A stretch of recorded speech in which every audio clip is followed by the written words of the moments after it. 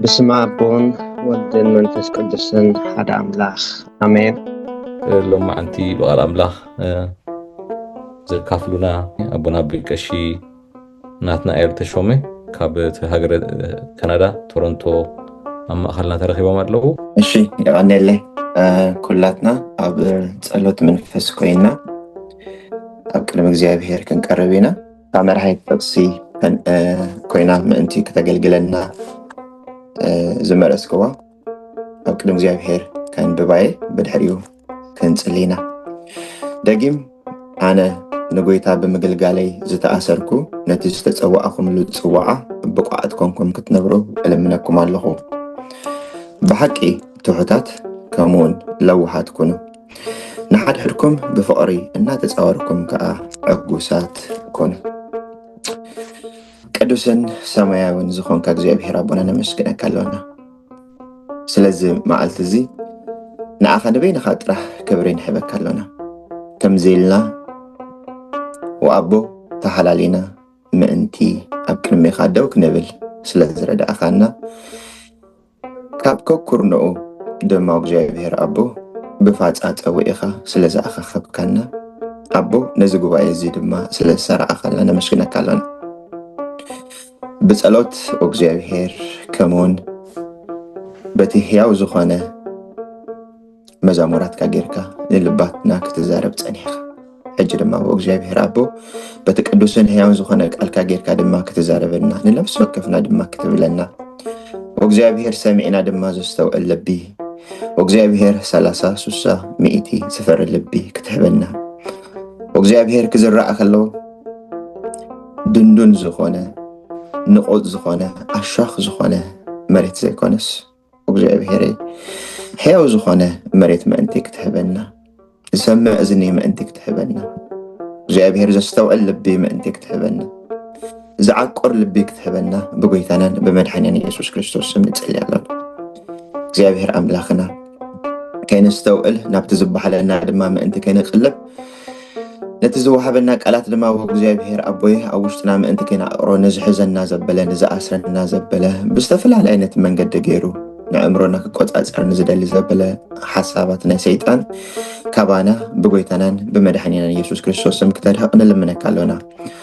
ዝተረፈ ግዜና ኩሉ ባርኽ በይንኻ ንስኻ ክበረሉ በይንኻ ንስኻ ተገለጸሉ እግዚአብሔር ኣብ ከናፍርን ኣብ ልብን ባሪኻ ብሓይሊ ተገለጽ እግዚአብሔር ኣቦ ንዛረቦ ዘበለ ኩሉ ንክብርኻ ይኹን ስለ ኩሉ ነገር ክብሪ ንስምካ ይኹን ብስም እግዚአብሔር ኣብን ወልድን መንፈስ ቅዱስን ሓደ ኣምላኽ ኣሜን። ክብርን እግዚአብሔር ኣምላኽና ይኹን። ሎም መዓልቲ ክሪኦ ኢለ ዝመረስክዎ ሓሳብ ንፃውዒትካ ዝበቅዕ ናብራ ዝብል ካብ ኤፌሶን ምዕራፍ 4 ካብ ፍቅዲ 1 ክሳብ 2 ዘሎ ሓሳብ እዩ። እዚ ድማ እቲ ኣብ ጸሎት መንፈስ ኮይና ዘንበብናዮ ክብርን እግዚአብሔር ይኹን።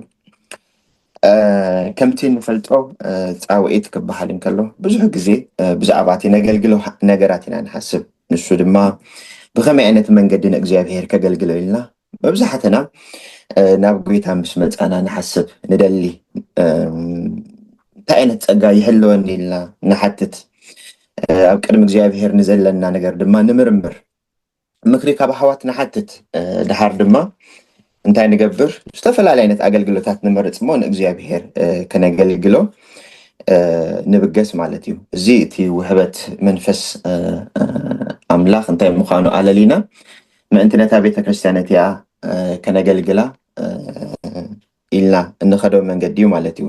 ብመሰረት ኤፌሶን ምዕራፍ 4 ፍቅዲ 11 እንድሕር ርኢናዮ ድማ እንታይ ብል ንሱ ከዓ ንገሊኦም ሓዋርያት ንገሊኦም ነቢያት ንገሊኦም ሰበክቲ ወንጌል ንገሊኦም ናይ ነፍሳት ጓሶት ንገሊኦም ከዓ መምሃራን ገበሮም እዚ ከዓ እታ ሰብነት ክርስቶስ ዝኾነት ቤተክርስትያን ምእንቲ ክትህነጽ እቶም ቅዱሳን ኣብ ኣገልግሎቶም ፍጹማን ምእንቲ ክኾኑ ንሕና ከዓ ኩላትና ብእምነት ሓደ ኮይንና ንወዲ ኣምላክ ፈሊጥና እኹል ሰብኣይ ናብ ክርስቶስ መልኣክ በፅሕና ክሳብ እንበፅሕ እንዳበለ ይቅፅል ማለት እዩ። እዚ እንታይ ዘርእየና ዘሎ እቲ መብዛሕትና ብዙሕ ግዜ ንግደሰሉ ንሱ ከዓኒ ውህበት ፀጋ ክኸውን እንከሎ ነቲ ዝተውሃበና ፀጋ ኣለሊና ናብ ኣገልግሎት ምእንቲ ክንከይድ ማለት እዩ። ዳስ ዋይ ከዓኒ ገሌና ብመዝሙር ገሌና ብምምራሕ ገሌና ብጸሎት ገሌና ብምምሃር ገሌና ብጉስነት ከነገልግል ጸልሂና ኣብዚ ቦታ እዚ ድማ እቲ እግዚአብሔር ንኣና ነነፍሲ ወከፍና ዝሃበና ፀጋ ኮይኑ እታ ቤተ እያ ትሕነፀሉ እዩ። ክብሪ ንኣምላኽና ይኹን። ሎሚ ግን ነዚ ሓሳብ እዚ ኣይኮንኩን ክዛረብ ደለይ ዘለኹ በቲ ሓደ ግምጣል ናይታ ሳንቲም ክልተ ገፅ ከም ዘለዋ ነታ ካልአይቲ ክፋል ክርኢ ይደሊ። ንሱ ድማ እንታይ እዩ ኢልና እንድሕር ሓቲትና እዚ ሕጂ ክሪኦ ዝፀንሓና ሞስትሊ ናብ ፍረ መንፈስ ዘተኮረ ወይ ድማ ናብ ፍረ መንፈስ ቅዱስ ዘተኮረ ሓሳባት ክንዘራረብ ክንመሃር ደስ ብለኒ። ጎይታ ድማ በዚ ነገር እዚ ንልበይ አንቂሕዎ ማለት እዩ።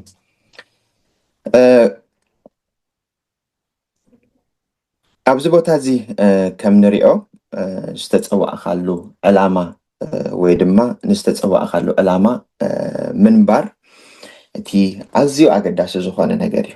ምክንያቱ ኣብዚ ጥቅሲ እዚ ክሪኦ ከለና እንታይ ዝብል ነቲ ዝተፀዋእኹምሉ ፅዋዓ ብቑዓት እዩ ዝብለና። እንታይ ደኣ መብዛሕትና እንታይ ዓይነት ፅዋዓ ኢና ተፀዊዕና? ጎይታስ እንታይ ዝበለ ፃውዒት ፀዊዑና ኢልና ንሓስብ። ክርስቶስ ክሞተልና እንከሎ ኢየሱስ ንዓና ክስቀለልና እንከሎ ነዚ ዝበቀ ሂወት እዚ ንነብር ዶ ኣሎና ኢልና ንሂወትና ምእንቲ ንክንሓትት እዩ ማለት እዩ። ማለት ካብ ኣገልግሎት ሕልፍ ዝበለ ብሂወት ዝግለፅ ብናብራ ዝግለፅ ሂወትን ኣካየዳን ምእንቲ ክሕልወና ዕላማ ምእንቲ ክሕልወና ጎይታ ይደሊ ማለት እዩ። ኣብ ፊልፒ ምዕራፍ 1 ፍቅዲ 27 እንድሕር ኣንቢብናያ እንታይ ይብል? ካብቶም ተፃረርቲ ብሓደ ነገር እኳ ከይሰንበርኩም እዚ ንኣታቶም ንጥፍዓት ንኣኻትኩም ግና ንምድሓን ምልክት እዩ። እዚ ከዓ ካብ ኣምላኽ እዩ። መፅአ ክሪአኩም እንተኮይነ ወይስ ከየለኹ ስለ እምነት ወንጌል ብሓንቲ ነፍሲ ምሳይ እናተጋደልኩም ብሓደ መንፈስ ቀጢልኩም ክትቆሙ ምእንቲ ክሰምዕ ሓንትስ ኢሉ እዚኣታ ቀንዲ ደልያ ዘለኹ ንብረትኩም ንወንጌል ክርስቶስ ዝበቅዕ ይኹን ይብለና። ንብረትኩም ባሕሪኩም ሂወትኩም ንክርስቶስ ዝበቅዕ ይኹን። ለዚ እቲ መጀመርታ እግዚኣብሔር ወይ ድማ ኢየሱስ ክርስቶስ ንዓና ክሞተልና እንከሎ ዝደልዮ ነገር እንታይ እዩ ኢልና እንድሕር ሓቲትና ሂወትና ኣካየዳና ናብራና ንክርስቶስ ምእንቲ ንክመስል እዩ። ነቲ ክርስቶስ ዝሞተሉ ናብራ ምእንቲ ዝበቅዕ ሂወት ክሕልወና እዩ። ክብሪ ንእግዚኣብሔር ይኹን። ኣብ ቆሎሴ ምዕራፍ 1 ፍቅዲ 10 እንድሕር ሪእናው ከዓኒ ፍልይ ብዝበለ መንገዲ ሓዋርያ ጳውሎስ እንታይ ክገብር እንከሎ ንርኢ። ነቶም ዘገልግሎም ዝነበረ ስለዚ ሓሳብ እዚ ክፅልየሎም እንከሎ ስልዮም ክማልድ እንከሎ ንርኢ። ብሰናይ ግብሪ ዘበለ ኩሉ ፍረ እናፈረይኹም ብፍልጠት ኣምላኽ እናዓበይኹምን ብኩሉ ንእግዚኣብሔር ባህ ተብሉ ንዕኡ ብቑዓት ኮንኩም ክትመላለሱ ንፅልይ ኣለና። ስለዚ ምድላይ ጥራሕ ኣይኮነን፣ ምውፋይ ጥራሕ ኣይኮነን። በቲ ሓደ ሸነክ ድማ እዚ ናይ ብሓቂ ነፍሲ ወከፍና ክንፅለየሉ ስለ ገዛ ርእስና ስለ ኣሕዋትና ስለ ቤተ ክርስቲያን ክልምነሉ ዝግባእና ነገር እንድሕር ሃልዩ ሂወትና ናብራና ንክርስቶስ ዝበቅዕ ነቲ ክርስቶስ ዝሞተሉ ዕላማ ዝበቅዕ ክኸውን ኣለዎ። ስለዚ ምልስ ኢልና ንሂወትና ክርአ ኣብ ማእኸል እቶም እንመላለሶም ዘለና ህዝቢ መዓዛ ክርስቶስ ኮይና ደለና እንታ ኣመንቲ ወይ ድማ ዘይኣመንቲ ክርስቶስ ኣብ ማእኸሎም ክንመላለስ እንከለናስ ክርስቶስ ይግለፀሎም ደሎ? ንኣና ሪኦምሲ ንኣምላኽ ዶ ይሪኡ ደለው?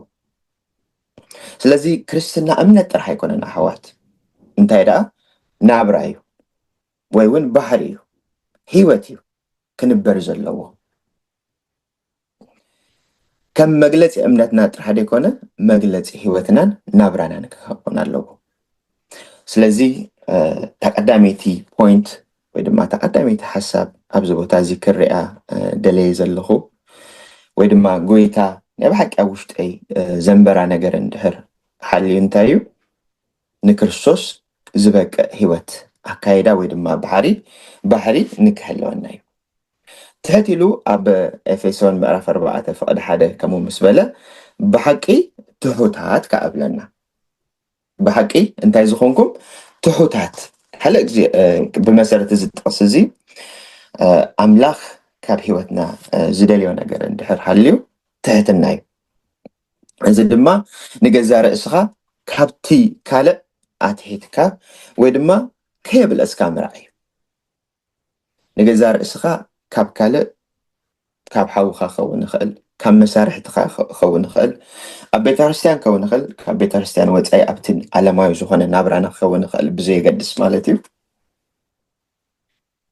كل جزء نجزار إسنا كاب كالة قبل إسكا زي مرأي حدا كفال تملئ دا أمبر بملعات تملئ كم زي خونكا مردا فيليبي مقراف كليتا فقدي سرسته أنت كان رئيسي تعاملني بمبال ويس نوداسي كنتو أي تقبروا له بتحت الناقنا اتحادة نتحادة كاب رئيسو أبليسو يرعيه سلزي حواتي أبا أخيباتاتنا زبلا بمولهم أب حبرتنا أب قبائتاتنا كمينا نرئيسنا نرئيسنا أتهت حبيلنا دو نرئي لنا ويس رئيس كلهم كم زخونا كون يسمعنا له لو مين جزار رئيسنا كنفتش كرئي قويت هيدا لينا بتكالق شنخو أبز بوتازي كنرئو زدلي حساب اندحر حاليو بشو جزي نجزار رئيسنا كم زي قاقيو ويدما كل جزي كم قنوعات مسيل كامرأي اتي حادة نتحتنا أنا أبحثو ملكة زرعي ويدما تعبيت أوشتنا كم زلو زرعي ناقري كم مهار زدلي ويدما كملس زدلي كابجيجو كأرم زدلي لبي كهلونا እግዚአብሔር ከአጣና እዚ ነገር እዚ አምላክ ይደሊ ስለዚህ አህዋተይ ኣብቲ ሕብረት ኣብቲ ዘለናዮ ቦታ ከርና እንጠቅም ምእንቲ ክንከውን ትሕትና ዝተዓጠቕና ወይ ድማ በትሕትና ዝተመልአና አህዋት ወይ ድማ አገልገልቲ ክንከውን እግዚአብሔር አምላክ ይደለና ቀጥሉ ድማ እንታይ ይብል በሐቅ ትሑታት ምስ በለ ከምኡን لوحات كونو يبل كبرنا እግዚአብሔር ይሁን በእንግሊሽ ጀንትልነስ ኢሉ ይገልጾ አብገሊኡ ግን ታሚክነስ ትብል ዝያዳ ነዚ ሐሳብ እዚ ትገልጽ ኮይና ትስማዓኒ ለውሃት በገዛ ርእሱን ትግርኛና ጽቡቅ ገይሩ ዝገልጾ ኮይኑ ይስማዓኒ ናይ أبجلاتي مقرف حموش فقد إسران كلتن تمليسنا ndحرينايو نتهم كلهم فرمن فسق قدوس يجلس أميو أبزاب بوتازي أجنا هذا اللي يازلخو تفرمن فسقنا مسؤولة فقري حاجوس أركي أقلي لوحات حيوانات أمنت هدأت يا أخلني من بالي بلو لوحات كم زلوا يرئنا زي تي أمالتاوي نابرانا نجزار إسنا كنفتشو زلنايو سبيشالي مسابات زلنا انتراكشن مبحال كميو مسدقنا زلنا انتراكشن مسبعلت بيتنا ويدما مسدا بيتنا زلونا انتراكشن مس مسارحتنا بفلاي دما مسوم أبتحتينا كونهم دسرحو ويدما مسانا ما أرى كونهم سرحو ويدما نحنا ترين نهبهم زلنا سبات اندعر حاليهم انتا اينة تركب انتا اينة كوميونيكيشن انتا اينة مبحالة لنا بحرينا حرش ويدما كبي ديو ويس بنتارو لوحات زلوو بحق نجزار اسنا كنمرمر እግዚአብሔር አምላክ ይደሊ እዚ بفلاي اما التاوي نابرانا نجزار اسنا بفلاي مستوم نحنا نمحدرهم ويكأني أبتحتينا نزي سرحو سبات اندحر حاليو مستفل على عينة من قد مالتيو هيوتنا كمي أبيلنا نحزوم علينا دي هيوتنا كمي أبيلنا نمعرفهم علينا كنفتش علينا نزي حساب زي زبلو زلخو ببزحاتو جزي أنا كابز قاد أمني أب هيوتي كابز رأخو بزحو جزي دما فيل كابز قبر كله زيابهر ما أنت كتسعني أب قاليو دما زيابهر أبلاكسي ما أنت كلوت أني إلى زسرحو زنبركو قال بوينت تاتيو قاد أمي أبو أشي نزينا مكفال حساب مشمسة كرئي إلى قال أملاك جنسل مسبلكو كابتي حدا نلبينا بحق استنكفونا قرن دحر حاليو زينا إفيسون ملائكتي أب معرف 4 فقد حدا كلتين زلبي قتلو زنقرنا دما بزعبا مأقاس ودما تأقستيو أب قولسي معرف 3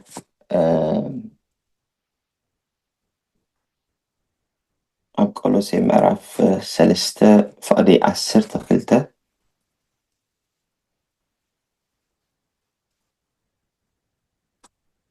እንታይ ዝብል ሓሳብ ኣለና እምበኣርሲ ከም ሕሩያት ኣምላክ ቅዱሳንን ፍቁራትን ኮንኩም ምህረት ልቢ ለውሃት ትሕትና ዓቕሊ ትዕግስቲ ልበሱ ይብል ስለዚ ትዕግስቲ ትልበስ እያ ማለት እዩ ከምቲ ንገዛ ርእስና ከይከደድና ዘይንወፆ እቲ መንፈሳዊ መንነትና ባህሪና ከዓኒ እንታይ ተገይሩ ክወፅ ኣለዎ ብትዕግስቲ ተኸዲኑ ክወፅእ ክኽእል ኣለዎ እዚ ሓሳብ እዚ ብፍላይ ከዓኒ ምስ ኣሸገርቲ ሰባት ወይ ድማ ብቐሊሉ ምስ ዘይርድኡኻ ሰባት ክትመላለስን ከለኻ ክህልወካ ዝግብኦ ገለ ባህሪ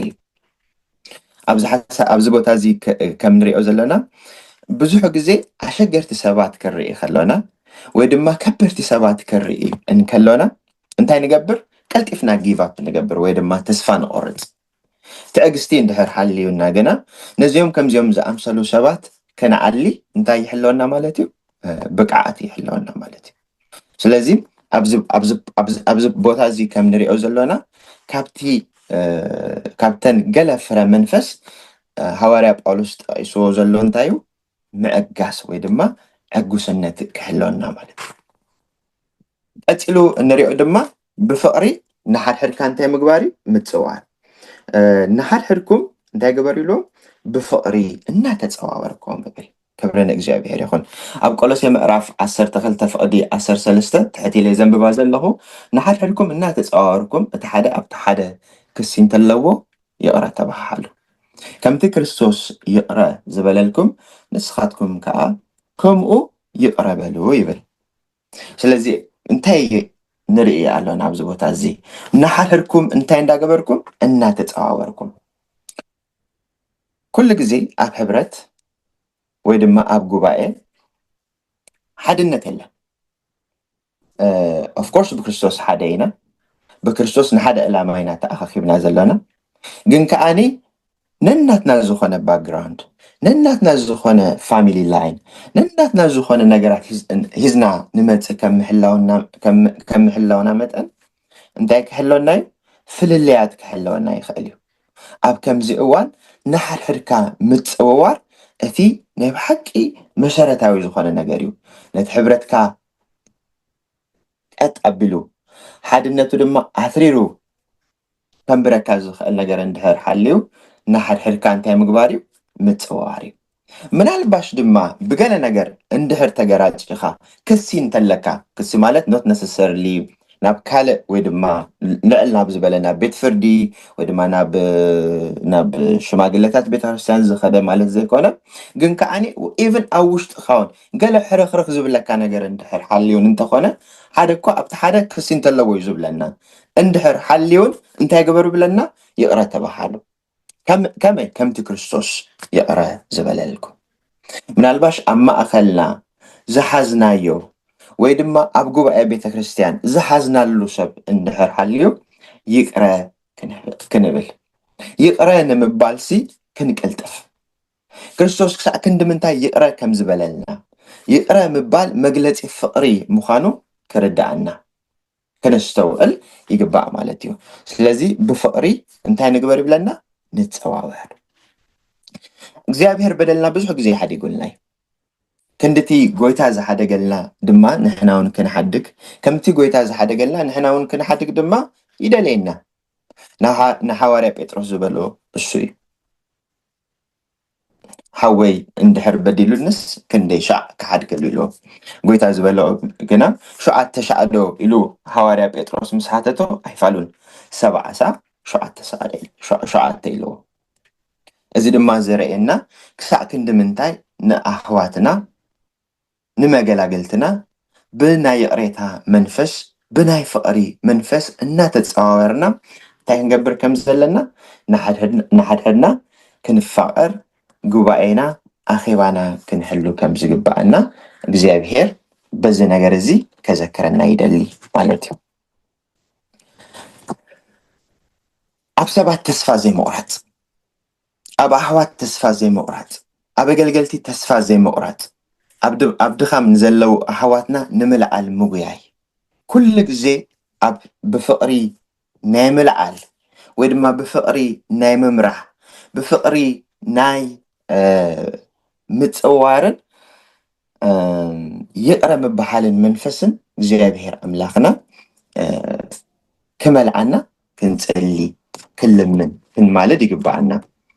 ደጊም ኣነ ንጎይታ ብምግልጋለይ ዝተኣሰርኩ ኢሉ ነቲ ዝተፀዋዕኹምሉ ፅዋዓ ብቑዓት ኮንኩም ክትነብሩ እልምነኩም ኣለኹ። ስለዚ ኣብዚ ቦታ እዚ ሓዋርያ ጳውሎስ ዓበይቲ ማእሰርቲ እንከሎ እዩ ነቶም ኣብ ደገ ንዝነበሩ ኣሕዋት ነቶም ሪሌቲቭሊ መቺእዎም ዝነበሩ ኣሕዋት በጃኹም እዚ ነገር እዚ ግበሩ እንዳበለ ብመንፈስ ልማኖ እንታይ ዝገብሮም ዘሎ ዘዘክሮም ዘሎ። ኣሕዋት ንሕና ከመይ ኢና ዘሎና? ክርስትና ሂወት እዩ። ክርስትና እምነት ጥራሕ ኣይኮነን። ሎም መዓልቲ ንሂወትና ክንፍትሽ ይግባአና እዩ። ኣካየዳና ክንፍትሽ ይግባአና እዩ። ካብቲ ሓዋርያ ጳውሎስ ኣብዛ ቦታ እዚኣ ዝጠቐሶም ገለ ፍረ መንፈስ ቅዱስ ኣልዕል ኣቢልና እንድሕር ንገዛ ርእስና ፈቲሽና ኣበይ ናይ ቦታ ንሕሉ ይቕረ ንምባል ንምእጋስ ትሕት ንምባል ንክርስቶስ ዝበቅዕ ሂወት ኣብ ምንባር ከመይ ኢና ዘሎና?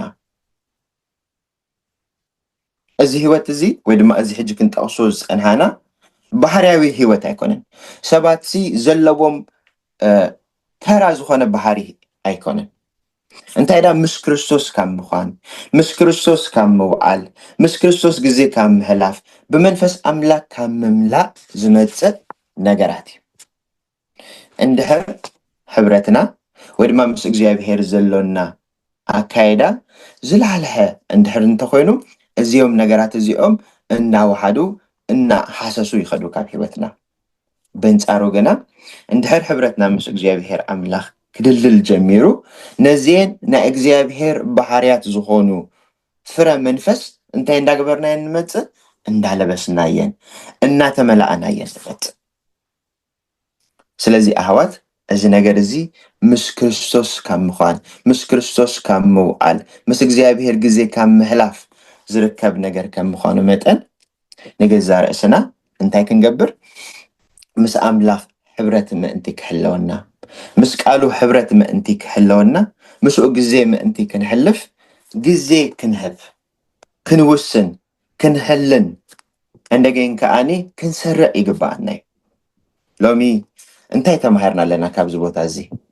ወይ ድማ እግዚኣብሔር ኣምላኽ እንታይ ይብለና ኣሎ? ኣበይ ናይ ቦታ ኢና ጎዲልና ዘሎና? ምናልባሽ ኣብዚ ቦታ እዚ ካብተን ብዙሓት ፍረ መንፈስ ሓደ 4-5 ተጠቂሰን ክኾና ይኽእላ እየን። ግን ከዓኒ ብመሰረት ገላትያ ምዕራፍ 5 ኬርና እንድሕር ርኢናዮ ብዙሕ ሓሳባት ኣለና ብዛዕባ ፍረ መንፈስ ዝጠቕሰልና። ካብዚኦም ካበይ ናይ ጎዲልና ንኸውን?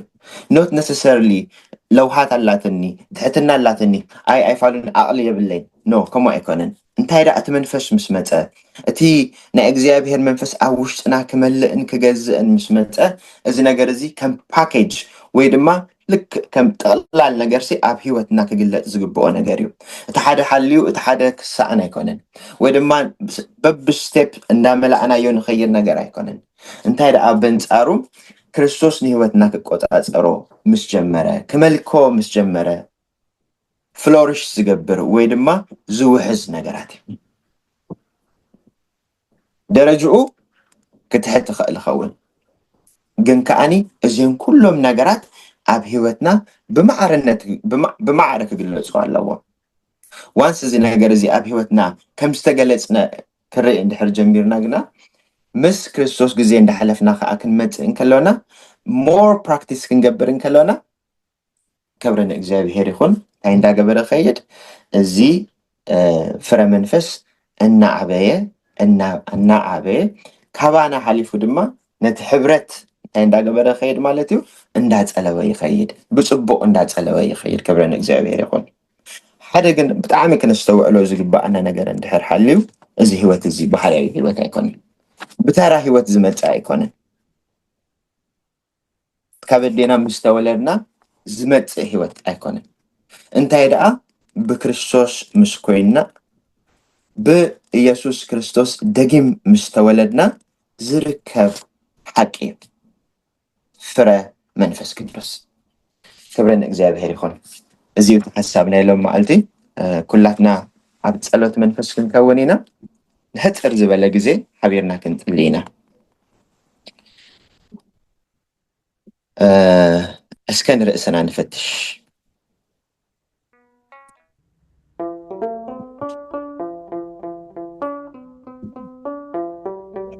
ነቲ ዝተጸዋዕናሉ ዕላማ እንነብር ዶ ኣለና ህይወትናን አካሄዳናን ንክርስቶስ ዶ ይመስል አለው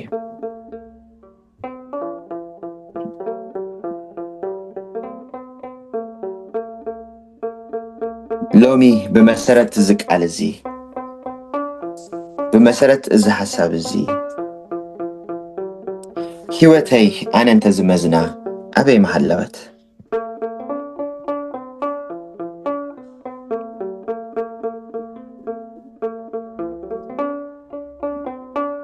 ካበይናይ ቦታ ጎዲለ ወይ ድማ ወዲቀ ይኸውን እግዚአብሔር ሆይ ጎይታይ እነሆ ኣብ ቅድሜኻ ርድኣኒ ደግፈኒ ቅዱስ መንፈስካ ድማ ውሽጠይ ኣንበር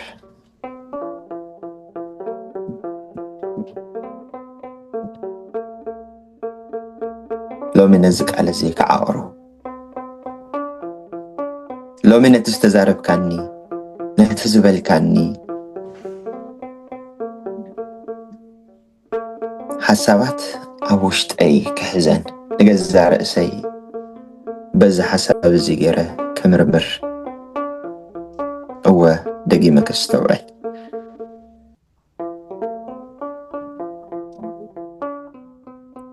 ወእግዚአብሔር በመንፈስካ መልዓኒ በፈረ መንፈስካ ከንጀርብብ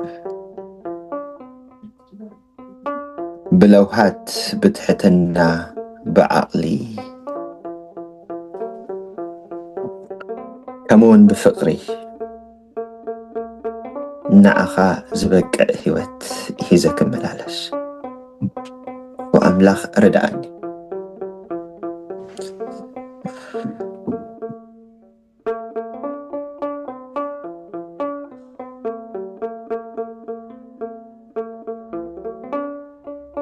نتناي سغانا براي كله ካባይ ቁረጥ ነቲ ንኣኻ ዘይመስል ኣካይዳይ ዘበለ ሁሉ ቁረጾ ዕለዮ ወእግዚአብሔር በይንኻ ንስኻ ኣብ ህይወተይ ተገለጽ ኣብ ህይወተይ ተረኣይ ህይወተይን ኣካይዳይን وقيت يسوس كم تنسخ أبزا من دزي أستملالسكايو كمو يمثل سوات كريون يخلو نأخا يرأيو سوات كريون يخلو وانجيل يرأيو وانجيل يسمعو هوتي أكايداي نوانجيل كا يزنتو ناتكا أمباسادر ناتكا وكيل أبزا من دزي ألخمو ببقعت وእግዚአብሔር ምእንቲ ክመላለሳ ክእለኒ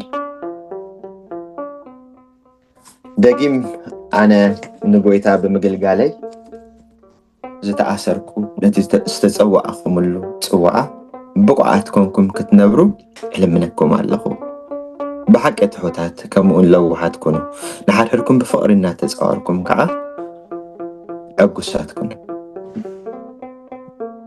ክብረን እግዚአብሔር ኣምላኽና